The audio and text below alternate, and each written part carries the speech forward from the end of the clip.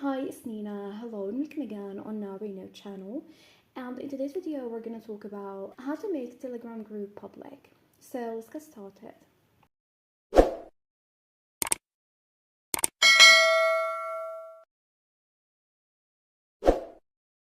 Well, if you create a group on Telegram and you want to make this group public so anyone can join this group, here what we're going to do first, I'm going to choose a random group. For example, I'm just going to choose this one.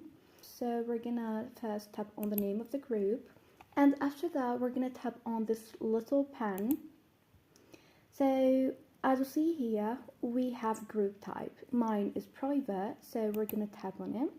Here, if you want to make your Telegram group public, then just select public group.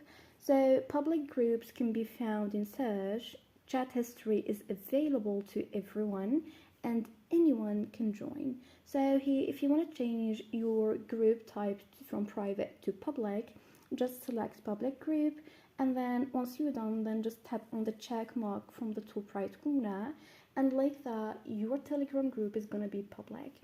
And this is it. Thanks for watching. See ya.